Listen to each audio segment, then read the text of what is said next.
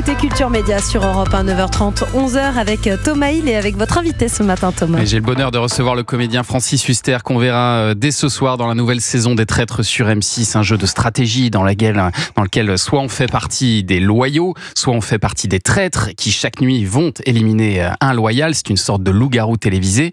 Et alors j'avoue que j'étais vraiment surpris de vous voir dans cette émission. Francis, vous la connaissiez avant qu'on vous la propose? Oui, j'avais vu la 3e saison avec Laurent Ruquier et ça m'avait choqué dans le sens où Laurent, dans la vie, est quelqu'un de loyal, de complètement franc du collier. Il n'hésite pas à dire tout ce qu'il veut, hein, sans aucune gêne.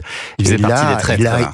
Il était le traître principal. Et je me disais que les gens allaient se dire, finalement, on peut plus lui faire confiance dans la vie, tellement il était vraiment traître. On avait l'impression qu'il aimait ça. Il a gagné d'ailleurs. Il a gagné, bien sûr.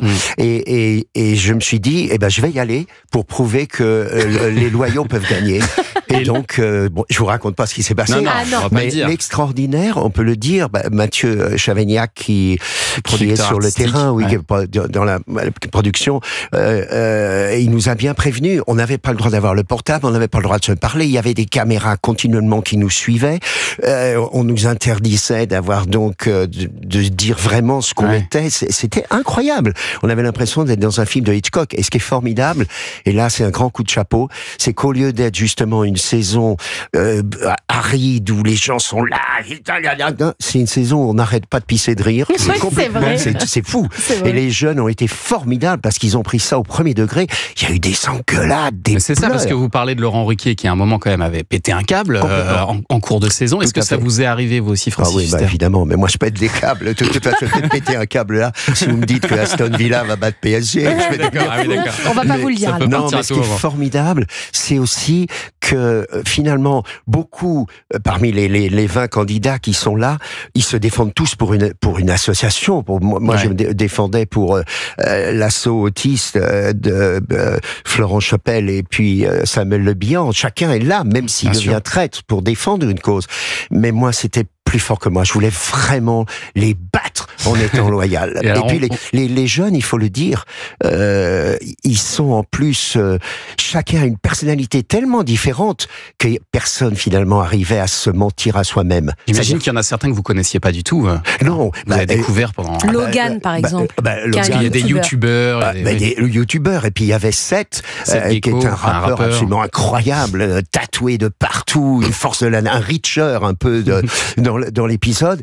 Il y avait Adeline et Bianca qui, évidemment, ont commencé à se taper dessus. Enfin bon, je veux pas dévoiler, c'était truc. Et puis alors, il y avait, évidemment, mère et fille de la famille Tapi, un couple absolument incroyable qui se trahissait lui-même. Hein. Je dis rien, mais vous allez voir. Qui se trahissait. Et puis, il y avait Adil, évidemment, Adil Rami, pour lequel champion du monde de foot. Vous, Francis Huster, vous vouliez vraiment faire partie des loyaux. On va pas tout dévoiler, mais ça, c'était et j'étais très frappé dès le premier épisode de ce soir par l'attitude incroyable de Cospiel.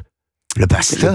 Ah oui, parce qu'il y a un pasteur aussi dans cette saison. Participer aux traites alors qu'il se doit de recevoir et de ne dire que la vérité. C'est ça qui est fort en même temps. Énormément.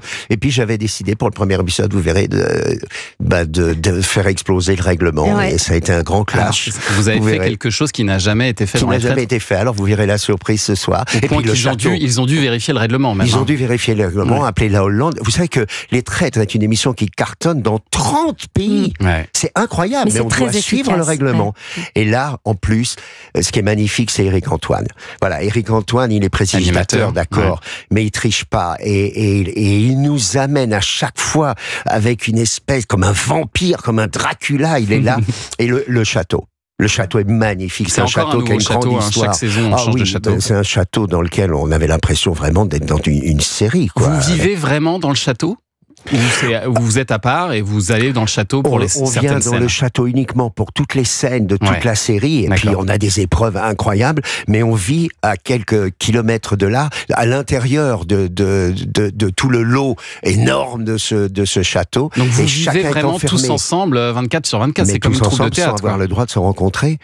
Alors ceux qui sont les traîtres, alors je vais vous dire en fait qui sont les traîtres. Alors ceux qui sont les traîtres, ils viennent le matin à 6h30 du matin pour se faire maquiller, pour se faire préparer. et on peut pas savoir qui ils sont. C'est très et fatigant même pour eux, quand ils sont le soir ou quand on est. Non, j'ai rien dit. Quand ils sont le soir, ils ont la tenue rouge là, oui, avec la capuche, horrible. ouais. Et en fait, il y a d'autres qui prennent aussi le même costume pour qu'on sache pas, même des si gens de la production, quoi. De la production. Ouais, qui font semblant d'être des traîtres. Qui font semblant d'être des Et traîtres. la nuit, on surveille vos chambres pour que vous évitiez de tous vous parler. Par exemple, ceux qui sont traîtres, il y a quelqu'un qui vient à la place pour faire du bruit dans la chambre, pour faire croire aux autres que oui, parce finalement que les traîtres se retrouvent la nuit pour voter. Ouais. Moi, ce qui m'a beaucoup plu, et j'espère que ce sera la raison du succès, c'est vrai que les critiques sont extraordinaires, mais je veux dire à ceux qui ont déjà suivi cette émission que là, il y a un petit plus supplémentaire.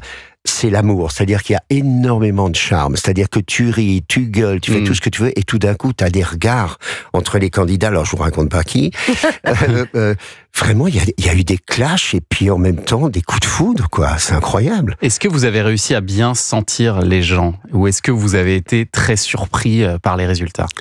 J'ai été très surpris par les résultats, notamment Jade Leboeuf et son frère Hugo, on savait pas du tout qu'ils étaient frères et sœurs, et ils ont un tel charme, lui c'est un comique à tomber par terre, je lui souhaite une très grosse carrière, mais oui, il y a vraiment comme